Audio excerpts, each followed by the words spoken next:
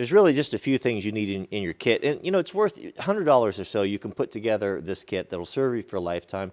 You'll be able to repair electronics and different things that oftentimes we just throw it away because it's not worth the trouble of trying to find someone to fix it, you know, little things that come loose. I think it's worth it. So yeah, just get yourself a soldering gun. You don't have to get anything fancy. Just these Wellers are good. They're probably in the, I don't know, $40 range, not very much. You want some rosin paste flux.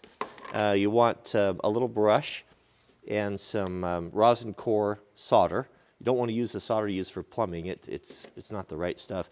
And this right here, this stuff's amazing. This is a 3M silicone dielectric grease type of thing that we use, as well as, you know, a good selection of shrink tubing. So let's show you how to prep it, and then we'll go through the whole process here. Do yourself a favor and get a couple of these alligator clips. You don't have to have those fancy stands, you know, if you're just doing this once in a while. Take 2 alligator clips and clamp them in your vise like this.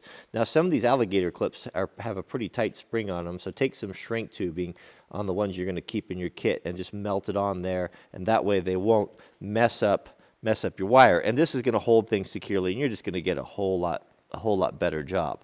Okay, so for joining the wire, there's a couple different ways of doing it, but what I have found to be the best, and this is what Granddad always did it, is you fray the ends of the wire like this. You kind of splay them out like this and join them so they intermingle, kind of mesh like fingers together.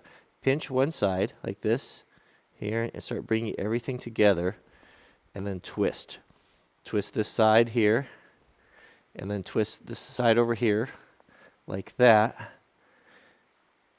And that's going to give you the cleanest, the smallest, because we're going to shrink. If this is going to be something that's exposed and we're going to put our shrink tubing on there, it's going to be a little more low profile and look a little better. Now we can clamp it into our jaws and get everything ready for the solder. I don't think I mentioned you want a damp sponge too.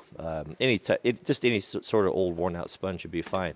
Now with everything ready, you're going to take your rosin flux, right? And we're going to apply that on there like that. So just coat that on there, and that's going to help that solder to bind. It probably wouldn't be a bad idea to have heated that up first. And then we're going to get our soldering iron and untangle the cord that hooks on everything. Okay, so this shouldn't take long to heat up. So what we're going to do is we're going to put that on there like that, just until that flux starts to melt in, that rosin, and it starts to melt down inside the wires there, right? And then Granddad always said you touch the end of that there to tin it. I don't know why, I just always have. And we're going to heat from the bottom, and we're going to start heating that up until this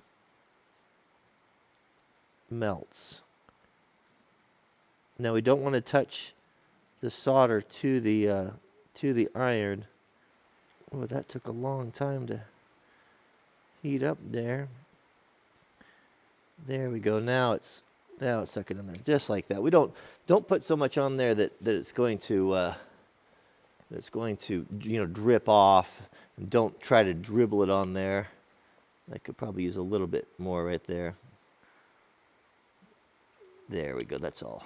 That solder joint looks pretty good. Now remember, this is marginal advice, so take it for what it's worth. Now we want to waterproof this. This is where we're going to use the 3M silicone paste. Having this in your shop, anytime you put together electrical connectors or anything like that, is so good. It's so good. And we'll just put a little bit of that on there like that.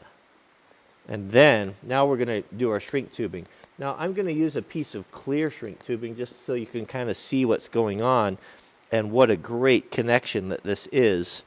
So what we can do here is, once we have that grease on there, now we'll thread our shrink tubing on here like this, and try to be careful is to hold that, not to scrape all that silicone grease off there, and just place it like that. Now your shrink tape's going to shrink on the ends about 10%. So I'm always pretty liberal with that, and give myself plenty of shrink plenty of tubing.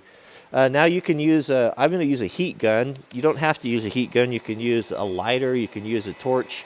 Problem with the lighter and the torch is if you're not really careful, it will tend to burn the wire in the housing. Start from the middle.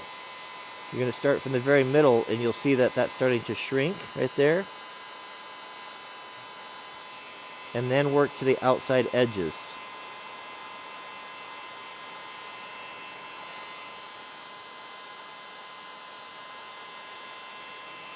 And you'll see, I think you can see, you'll see that silicone making that seal as the shrink tape tightens around the connection, and ideally you want it to squeeze out like that side right there. Probably should have put a little bit more on the housing, but that looks pretty good right there actually. Now once that's cool to the touch, you can clean that silicone off there, and you have a really good, as good as you're going to get, a waterproof connection for joining two wires together. That's probably going to be tougher than the wire itself. So that's all there really is to it.